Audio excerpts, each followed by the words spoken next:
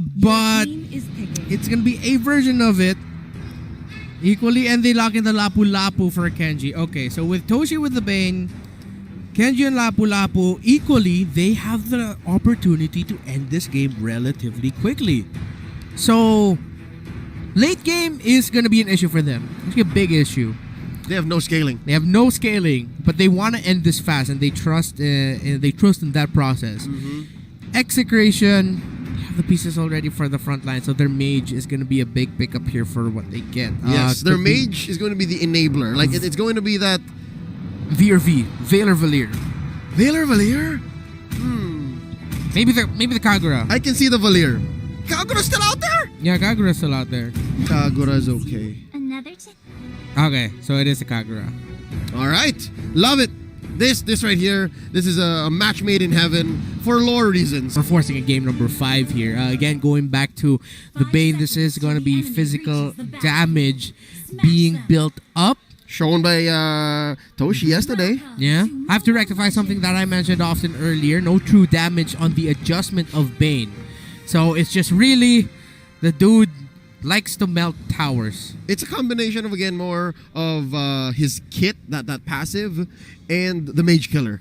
Like, there's no true damage present. It's just, they went ham. Yeah, it was the mage killer. It was the malefic roar. And now Toshi will be playing it more of like how he played it yesterday. And who knows, maybe this reworked Bane can be Bane to Execration. Maybe it's enough.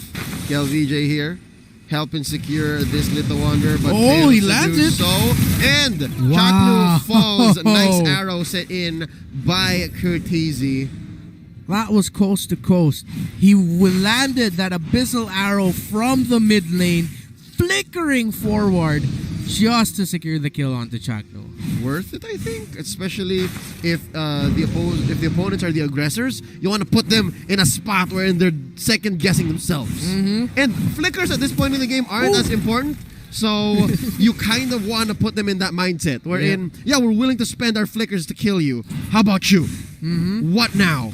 And another one there landed, actually. Great play there by Chakno. And another one lands. Curtizi really setting the tempo. Hi, Renzio. Deuces. And that's 2 early kills.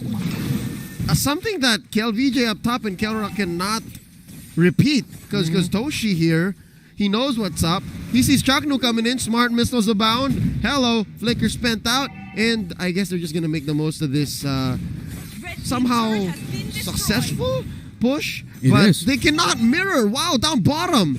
Yep, the machine is so fast on the motion, on the aggressive side. 1 minute and 57 seconds to take down that turret. Here comes Kenji right onto Itomax. Bravest fighter set in. Itomax misses the arrow and goes for the rush and splits it up. Hajizi secures the turtle so quickly, just getting themselves 1,000 gold lead so fast. Oh, they're gonna go for the steal. Yeah, and no surprise, Hajizi and the rest of Omega are playing like this because it's a ticking time bomb. Yep, Hajizi sword intent on Ara here. Etomax and Renzio fail to get the punish. And Omega turning the tables. They're the aggressors.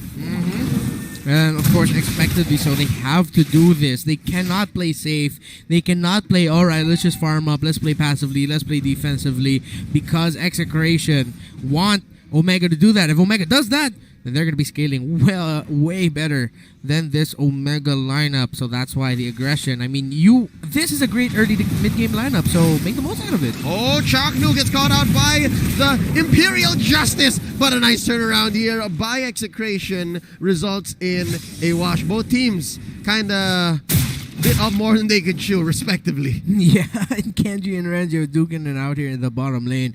Renjo will be able to hold lane, but he won't really be able to punish that Lapu Lapu. Another arrow almost hit! Oh, Electro final blows. That force too late to save Kelra. And the Omega squad just goes in, gets out. We got our man. We'll move on. Somebody call 911 because up in the top lane, Execration might lose their tower here. Yep, now, it's a 187 and a destruction of property. Yep, 862 out of 900. Mega Milestone total assist season 7 may exceed 900 soon enough. And Curtizi on the Selena with the stun skin too. Woo.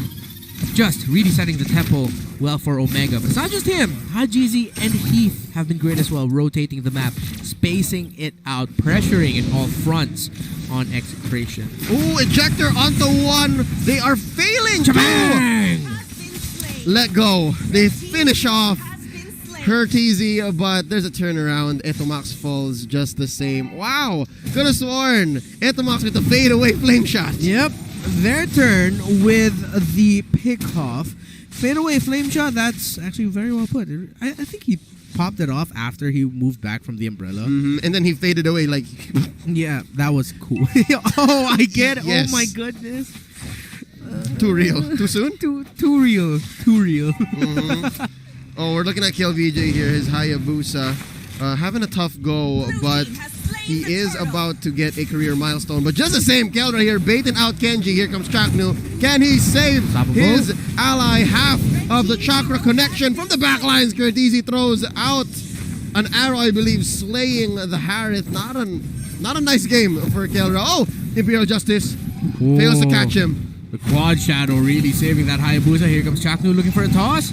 Dude doesn't get it because the stun, the comedic lands just in time by Heath. After all this time, Hajizi isn't even assassinating heroes. He's sitting at 201, yes, but for the most part, he's been dealing damage to structures. A lot of the split pushing. So really making the most out of the mobility of the Benedetta. Changnu finally gets a toss on the Heath. Catches one, ejector, but where's the finish? Where's the pull through? Oh, Curtizy jumps in, taking down the king, the Kingslayer. Kurt, not an Olympic gold medalist, but he is making a case for him to be a potential gold medal player. Curtizy, wow. SEA Games, yeah. But now Execration. Great response there. E2 almost landed another fading flame shot, not a fadeaway flame shot this time around. A lot of action. Chaknu! Flicker in with the ejector. Deadly catch by Toshi right before he goes. That's a fadeaway deadly catch. But Etumax once more punished by the machine. It's a 1-for-1. And Renzio might be next. Oh, bravest fighter onto the face. Split pit plus the flicker able to keep him alive. And now Hajizi hit with the shadow kill. Oh, but it's not enough. Yeah, Omega was there to compress, to meet up, to eat up and split up the damage from the shadow kill. Rendezvous. Yeah, let's go with Rendezvous. Yes. All together. So I got you. Yeah, thank you. Now Execration are going to be trying to stop this onslaught from Omega because, my goodness, the ticking time bomb is still ticking, and that time bomb's name is Execration, but Omega are defusing the bomb across all fronts. Not even a fight Turtle out through. of the king. There's one more. Kelra falls. And they can't even go for the turnaround. Here's a split by Renzio. Etomax falls already. He rides down on to Hajizi. But there's 4 members of Omega. They're hell-bent on taking him down. And Renzio bites it. Renzio gets taken out. Double kill there for Haj, EXE, and OMG. They're splitting the top lane there with Toshi, but KLVJ, now he's not going to try to commit a shadow kill onto him. Knows better than that. Might get eaten up by the Sharks. And Omega, again, they have roughly 7 or so minutes until the time bomb explodes. Okay, let's go for 7 to 9. So that's a lot of time for them to work with. As long as they don't give any kills to Kelra or Etamax and Curtizy. Another pick off with the arrow. Really setting the tempo here. Malefic Roar already picked up by Toshi. He's telling Execration, how you like them apples? How's about my Bane wax away at your turrets? Yeah, you did that. We don't have the Faramis, but who cares? We're gonna do what we did to you. That's not the best Omega impression. Yeah. Toshi's a soft-spoken guy. Yeah, it's like, I don't know. try me, man. All right. We'll see where Omega goes with this, because again, yes, Reptar, I agree. They have 6 or 7 minutes before Execration gets back into fighting form, and they just have to avoid any free pickoffs, any free goes for Execration. But just the same, Chakra gets caught out by an arrow. Wow, the damage! Slain by Hajizi. The burst damage coming out from Omega with their 8k gold lead, just absolutely crazy. And though I did give a time here, even if we hit that time, it still might be difficult for Execration to make a comeback, because there's so much coverage on the ground that the Harith has to avoid. He has to avoid bumping into the Sharks, has to avoid Kenji, who's been absolute hot fire on this Lapu Lapu, landing the stuns, landing the bravest fighter hits with the two-handed sword. So, man, Execration gonna be a tough going, and if they do pull off a comeback here, it's gonna be big. But again, the aggression, crazy. Ejector only able to save Chaknu for how much longer? Gets caught by the Imperial Justice. Renzi slain by GZ. The King falls as well. It's Kenji's turn to be a slayer. There's the Zaman Force sent in by Kelra, but he can't even last 2 seconds underneath Omega's boot. They're gonna go straight for the inhibitor here, and Reptar, I doubt that they might be able to defend. It might even be the finish. This looks like the end, or at least close to it. E2Max eat up a lot of damage. He gets taken out. Chaknu will not be able to defend. Ladies and gentlemen, Omega Esports, shades of their matchup yesterday against Aura, showing us that if they wanted to, they can actually put the pedal to the metal, floor it, ending in under 10 minutes. This winning moment is brought to you by Oppo A9.